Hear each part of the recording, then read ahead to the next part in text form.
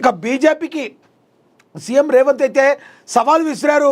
BRS నేతల నుంచి BJP నేతలకు లంచాలున్నాయని తీవ్ర ఆరోపణలు చేశారు. అందుకే 6 నెలలైన కాళేశ్వరంపై చర్యలు లేవన్నారు. ప్రధాని మోడీని నిలదీసి ఇంకా ఎందుకు జైల్లో వేయడం లేదని సూటిగా ప్రశ్నించారు సీఎం రేవంత్ రెడ్డి. రాష్ట్ర సంపదను దోచుకున్న వారిని వదిలేది లేదన్నారు. మోదీ పటాలమంతా వచ్చినా బీజేపీకి ఒక్క మున్సిపాలిటీ కూడా రాదని ఆయన చాలా స్ట్రాంగ్గా అయితే చెప్పడం అయితే జరిగింది.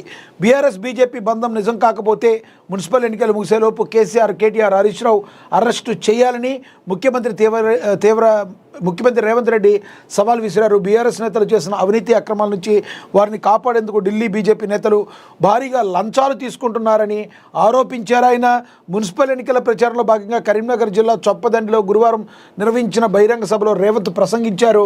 రాష్ట్ర ప్రయోజనాలను తాకట్టు పెట్టి పరస్పర ప్రయోజనాల కోసం ఈ రెండు పార్టీలు పనిచేస్తున్నాయన్నారు. అందుకే బీఆర్ఎస్ నేతలపై కేంద్ర దర్యాప్తు సంస్థలు ఎటువంటి చర్యలు తీసుకోవడం లేదని విమర్శించారు. రేవంత్ గత ప్రభుత్వ హయాంలో జరిగిన కాళేశ్వరం ప్రాజెక్టు అవినీతి, ఫోన్ ట్యాపింగ్ వంటి కీలక అంశాల గురించి కూడా ఆయన ప్రస్తావించడం జరిగింది. మీరే కేంద్ర పెద్దలు చెప్తున్నారు, కానీ ఎందుకు వాళ్ళని అరెస్ట్ చేయట్లేదు? మీ మధ్య ఒక లోపాయికారి ఒప్పందం ఉంది కాబట్టే మీరు మీ దండుపాళ్యం బెటాలియన్ లాగా మీరు ఎంతమంది వచ్చినా కూడా ఒక్క మున్సిపాలిటీని కూడా మీరు గెలవలేరు అని మరి రేవంత్ రెడ్డి అయితే సవాల్ విసరడం అయితే జరిగింది. దీన్ని ఏ రకంగా వారు తీసుకుంటారో మనం వేచి చూడాల్సిన పరిస్థితి.